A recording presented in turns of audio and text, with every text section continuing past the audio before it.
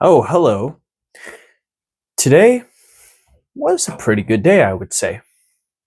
Now, let me think about how it went.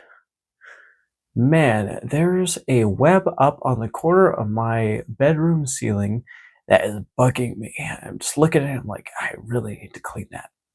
Anyways, moving along. Sorry, that thing's really bugging me. Hold on one second. Do I have something that I can use to take it out? Maybe a fishing pole. Yeah, that's what I'm talking about. Okay, here, I'm in that web. There we go. Aha! There it is. Finally, that thing's been dragging on my ceiling for on the ceiling that I live in for like the past. I honestly don't know how long it's been there. It feels like this has been there for as long as this room's been here. Okay, now we can get back to what we were discussing. All right, so yeah, pretty good day. Oh, feels so good. Oh, there's another web right there. Sorry, one second. Okay, let me get that web. It's not going to stay there forever because I've got my fishing pole. Yes.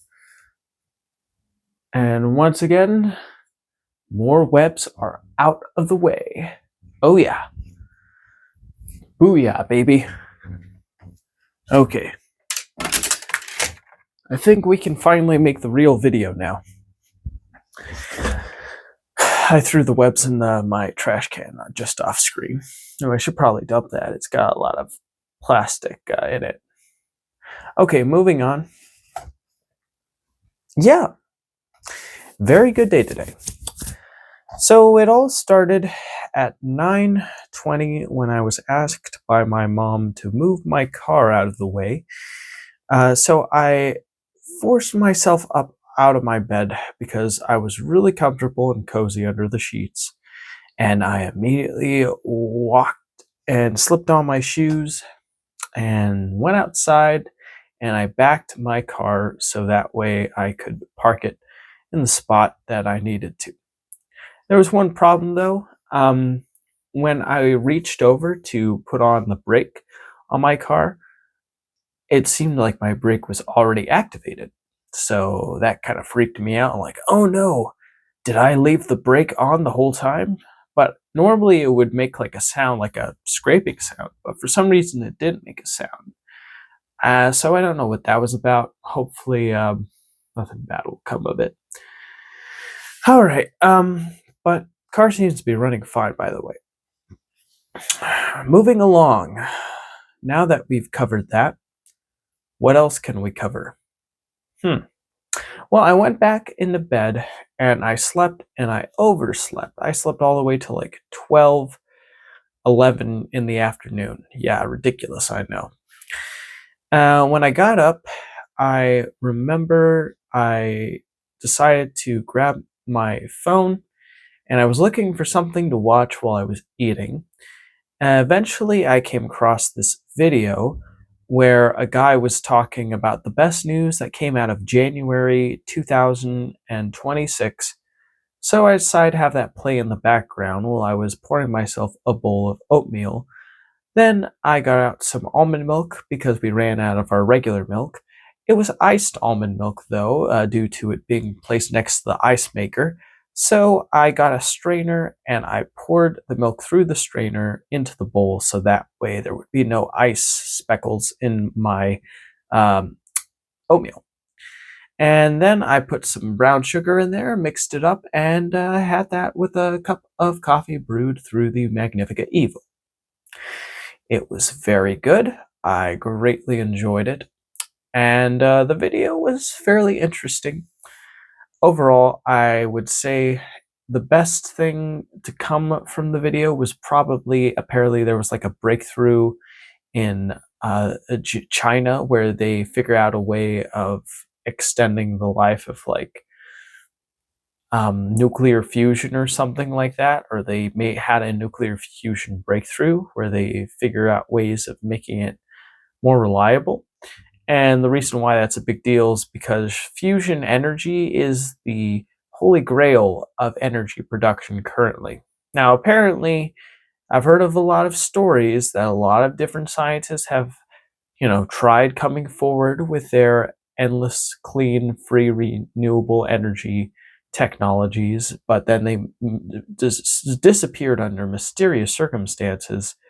But for whatever reason, nuclear fusion energy is getting a lot of attention in publications in the media and is um, highly anticipated to be available to the general public for endless, clean, free, renewable energy all the way around 2060, or somewhere around there. Apparently, that's the date given when they've worked out all the kinks and are able to make it a viable consumer grade product. Right now, it's still in the experimental scientific research phase. I think it's so weird though that like they're putting projections and dates on it already. It's like I don't know. I feel like I know this type of new technology takes forever to make sure it works and make proof it and have it function well, but ultimately it's kind of odd that they're already anticipating a final date for it of when it'll be complete. Scientists and researchers are anticipating when it'll be released. Um, I don't know. I feel like that's odd. But then I told my sister came in when I was watching the video. I told her about what I was watching, and then she told me about how she believes that we've always had access to this technology, but it keeps on getting suppressed because it would threaten the oil industry, because the oil industry makes insane amounts of money off of selling oil, and having something that puts out more energy than is put into it would heavily disrupt that market and would cause serious issues for business. I mean, it made a lot of sense. I could totally understand that.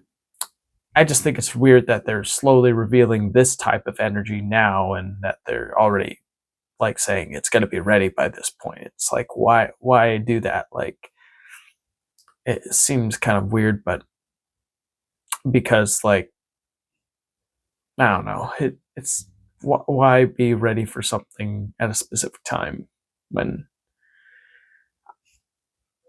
anywho, I'm moving. I'm talking in circles now. Moving on. Then that got us talking about.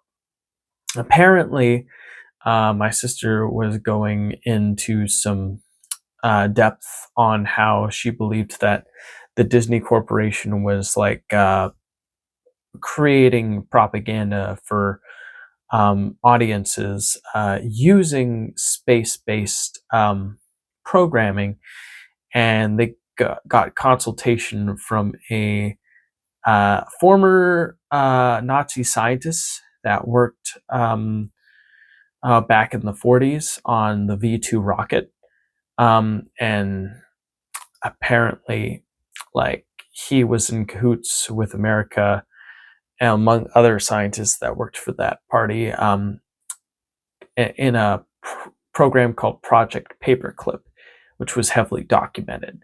And yeah, this she told me like about how like there was a lot of evidence suggesting like not only were these scientists heavily involved in our developments, improving our rocket technology, but also that these scientists were in cahoots with Disney as well, and Walt Disney himself was a supporter and a affiliate with the CIA, where apparently he would get like grants or cash or support from the CIA as long as he portrayed them in a good light in the media and things like that, which is interesting.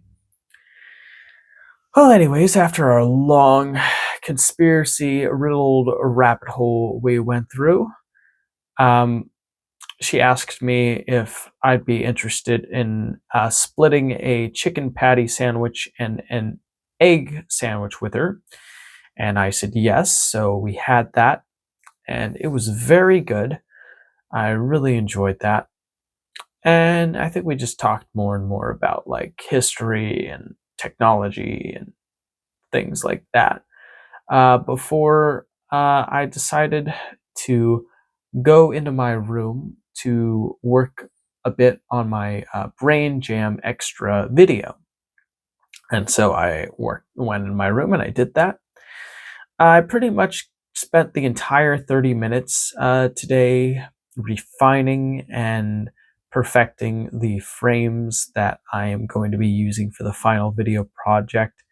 The thing was, though, that I'm not super satisfied with the results I ended up getting by the end of the 30 minutes because they're the way like a character in a shot is wearing sort of like a trench coat or like a long like jacket, and the way like he's got like his arm around his like cousin telling him, "Don't be sad. Our family is full of longhorned individuals." Um, and in the shot, like it looks like his jacket is like kind of tucked into his pants, but not really. Like, and I think maybe it should drag instead. So I think I'm going to alter it when I get back to it. Everything else about it's working fine. But then the previous frame where there's like a little goat character saying, "You have long horns," like pointing out about like his appearance.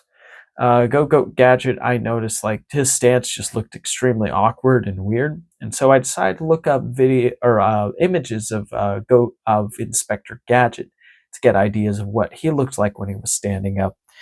And what I saw was that I completely forgot and blanked out that Inspector Gadget had a big belt around his waist.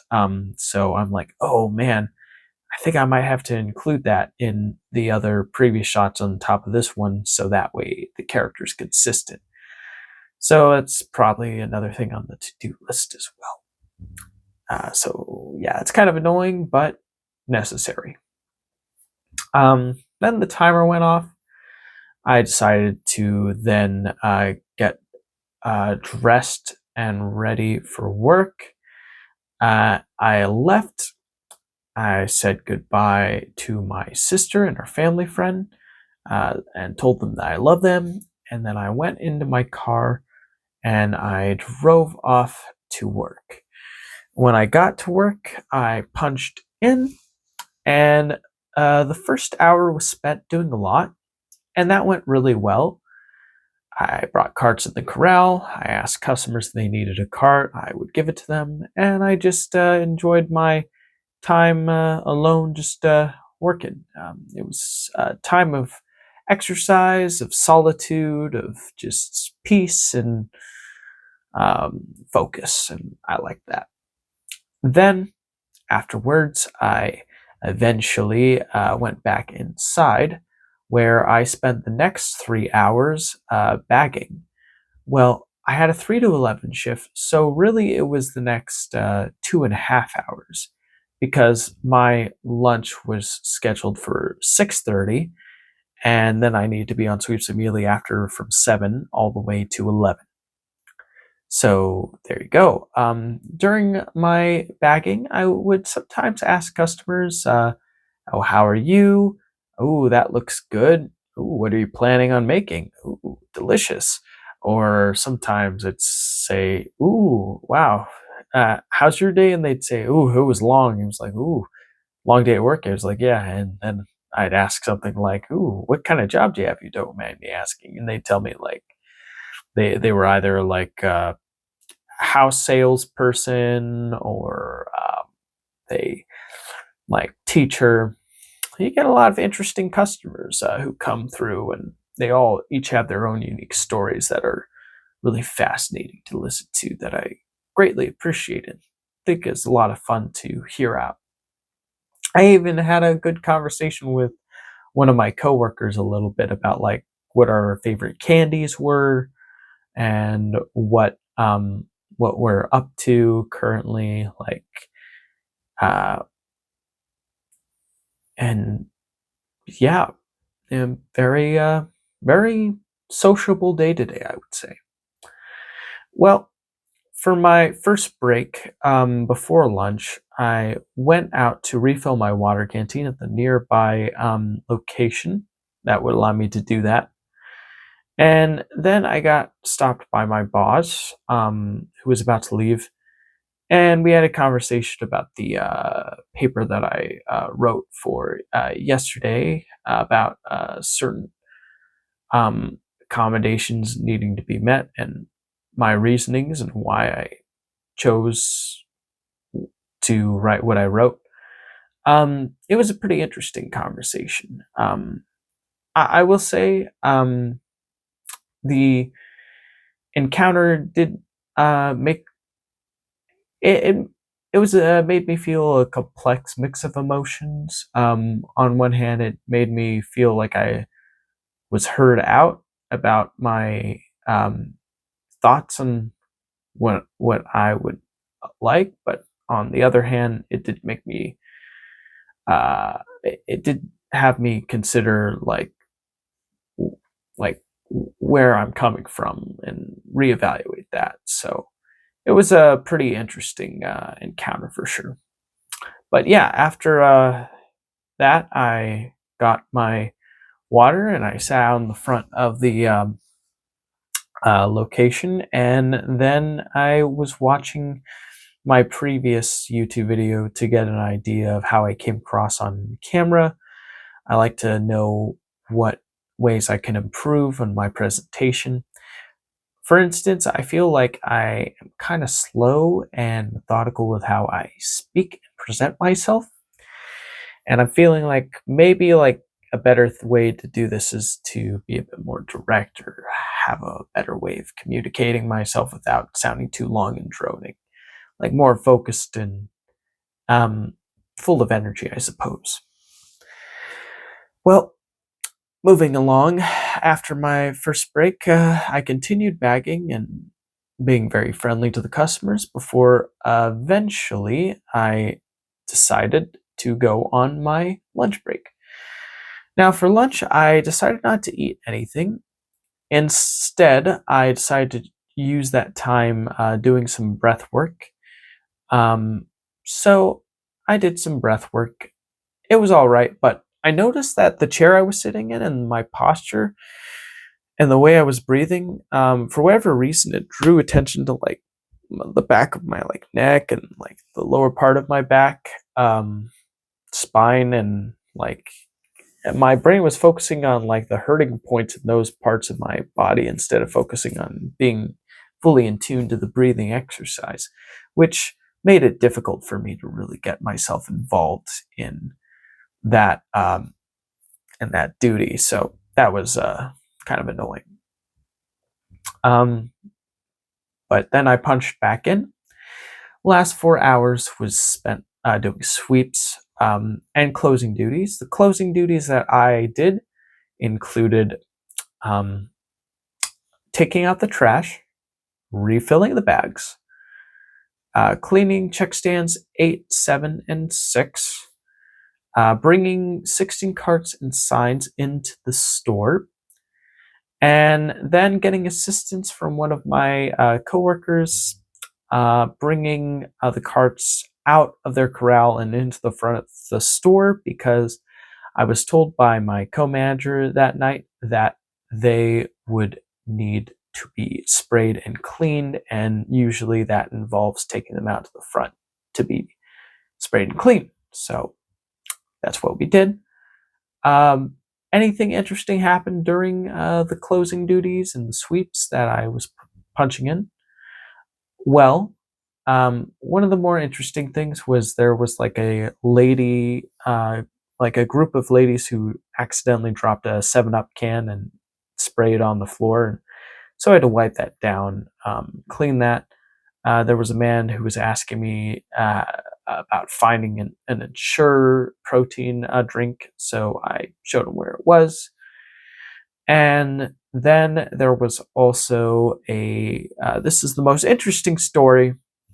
When I was taking out the trash, I opened the metal gate in the back of the store where we normally take out the trash, and outside was a truck parked in the back of the store. And I saw this. I was like, "Wait a minute! Why is there this truck parked in the back of the store? Like, isn't this like a professional location only where we get our shipping and receiving of products coming in? Why is this random truck here?"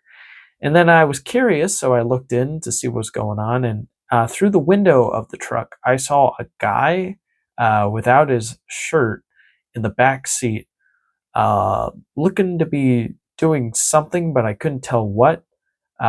So I let one of my coworkers know. They came in to inspect what was going on. Then we closed the metal gate. He let one of our co-managers know. I went to the front of the store. I let the other co-manager know. They went out to inspect the situation. And then when they came back, they asked me what happened. I told them exactly how I described it. And then they told me it was a couple getting intimate. So, I walked in on that. I guess they weren't expecting anyone to take out the trash during that time, but they expected wrong because I walked in on their behavior. But yeah, so that was something that made the night a little more interesting and weird, I suppose. Um, and then another thing that made the night a little more interesting was one of my coworkers, who's a cashier, stopped by and say hello to one of the co-managers, and I got caught up in the middle, and they were talking about like the rude customer who was being a big jerk to my coworkers, and this was like last night when I was outside taking out the trash, so I avoided all of the drama. Um, but yeah, apparently, like the way the customer was coming across was like they were being a real big jerk, and they wanted to get people in trouble for like just because I guess they wanted to cause a ruckus, or they're so bored and miserable with their life that they want to make other people bored and miserable or something. Not exactly sure, but it sounded like it was a lot of drama. So yeah, but apparently, like my one of my favorite coworkers might get in trouble over this silly encounter. Let's hope that doesn't happen. So rooting for that coworker. May they not get in trouble. Um, and yeah, those were like the more interesting things that happened at the end of my work shift. So yeah, I punched out after doing my duties. Before I punched out, I made sure to clean the produce blinds after asking my co-manager if I could do that, and they said yes. And so I did that, as well as take some trash out to the back. And then I punched out. I again walked in on a conversation that the co-manager was having with two of my other coworkers, and I just walked in and was hearing them out talk about what was going on, and that was pretty interesting. And then I fist bumped everyone. I said goodnight, went in my car. I drove off, and when I arrived back home, uh, my our family friend was watching TV. I asked if I where my mom was and where my sister was. She said she didn't know where my sister was, but she said my mom was in a room with our cat Malcolm, the orange cat Malcolm. So I decided to check in to see how she was doing with the cat. And when I saw they were doing good, I pet the cat. I said goodnight to my mom. I walked out. And then I decided to have a bowl of Cheetos and the A&W Zero Sugar Root Beer. The Cheetos were Cheeto Puffs, by the way, hot Cheeto Puffs. And I was watching and I set a timer for like 12 o'clock to then do my closing duties for going to sleep at night. And I was watching two videos. One was Young Yunko Junko. This is the name of the YouTube channel, where it's a guy whose online persona is a trash can, and he was talking about the insane hype for the Simpsons movie, and he was basically going over like all the crazy stuff they were doing at that time. Like, they had a Simpsons Xbox 360 skin that looked like Homer Simpson. They had the Quickie Mart that replaced the 7-Eleven stores, along with Simpsons themed products. They had like old promotional material on X-Men DVDs that showcased unfinished storyboards for the film, which was pretty interesting.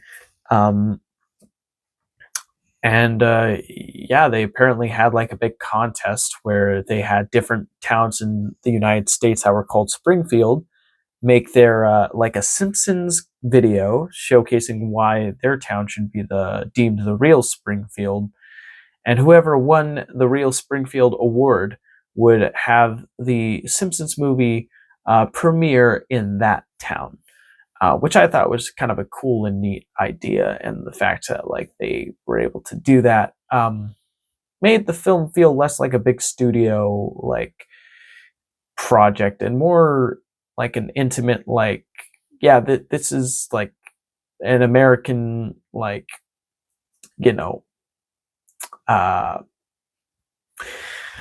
uh what's a good word for it? This is like a part of the American experience DNA, and these small towns get to get involved with it. I just thought that was really cool. It made big studio projects feel less corporate and more like intimate, and more like, there's actual like human beings being involved making something that's really cool together. And I think we need to get back to that time, because now everything feels so detached and corporate and lame now. It sucks. Back in those days, everything felt a little more like, wow, this is so cool. But yeah. And then another video I watched was YMS, where he was talking about his opinions on the new Avatar film, Fire and Ash.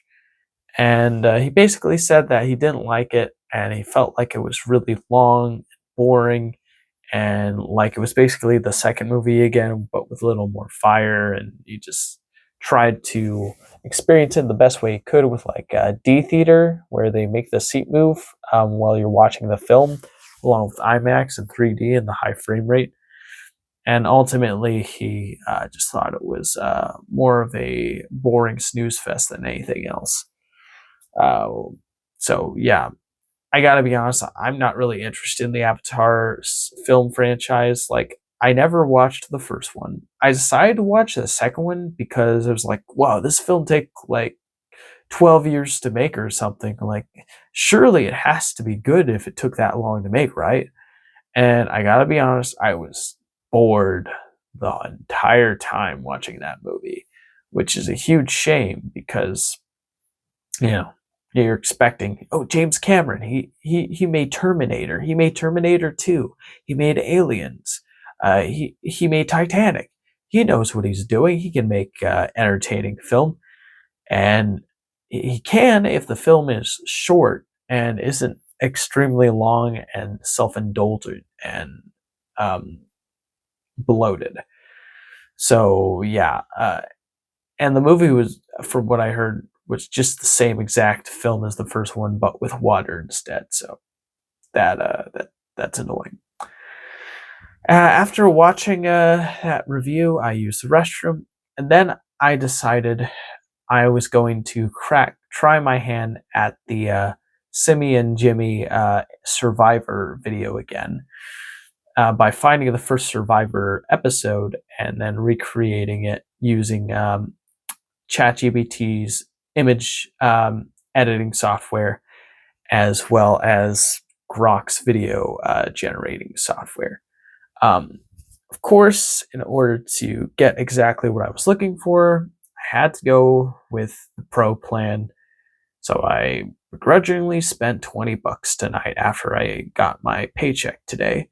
Um, Yeah, not something that I like wanted to do. In fact, I tried a free version of ChatGPT through Copilot, um, by posting like images and asking Copilot to do like editing and whatnot. But for whatever reason, Copilot just was taking forever loading and just wasn't giving any responses super quickly, which is a really bad look on the service. It's like, okay, so you're supposed to be Microsoft's flagship leading AI driven technology, and you can't even like load your next sentence. Are you kidding me? This is ridiculous. So I switched back to ChatGPT and paid for the $20 plan. And I actually am really glad that I did because I was able to get the exact shots I wanted for the project I was working on like that.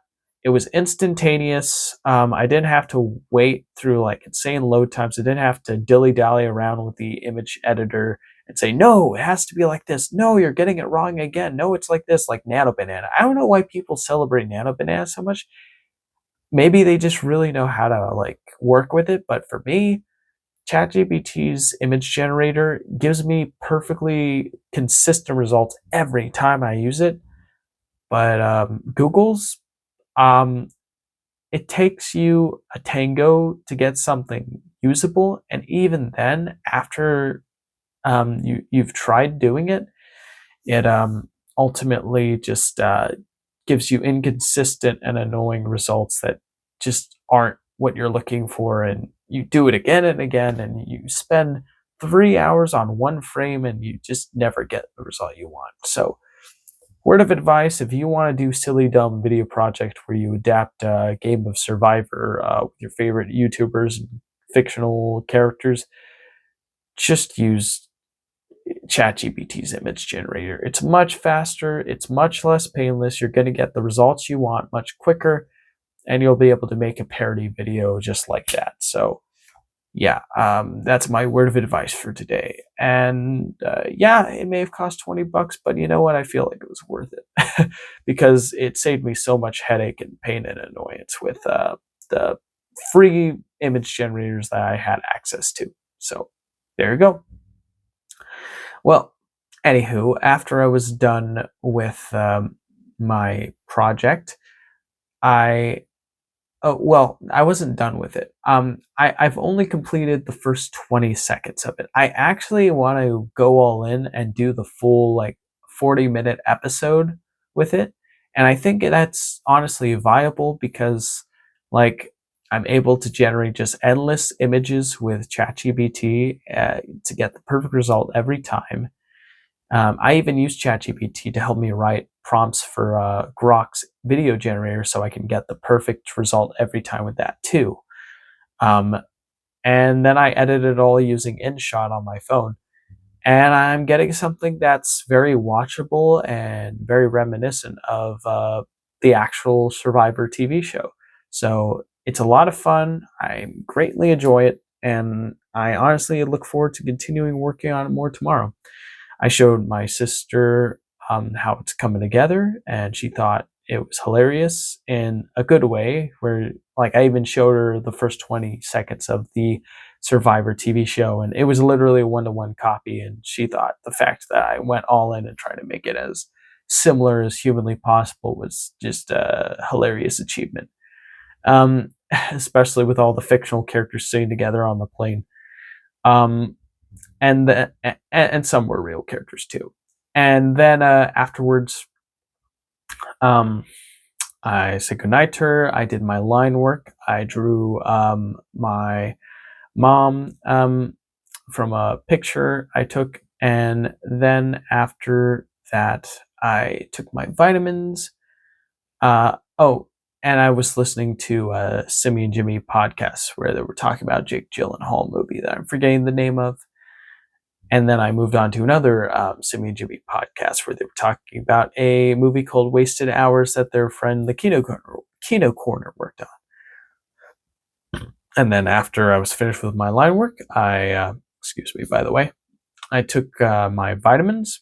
I actually avoid taking a calcium pill because I read online that you shouldn't take calcium with magnesium because both pills will compete for space in your body for absorption. And it's actually more recommended to take the calcium pill in the morning and the magnesium pill at night. So I think I'm going to do that from now on since it's recommended. So yeah, I took those vitamins. I brushed my teeth. I took some mouthwash, and then I made this video. So that's pretty much my day in a nutshell. I'm going to go to bed after I publish this, and then tomorrow I have off. I'm probably going to do my taxes tomorrow, and then I'm going to probably work more on that silly survivor video. So yeah, that's the word. Thank you for tuning in and listening. I greatly appreciate it. And I will see you in the next video. Take care and have yourself a great day. Goodbye.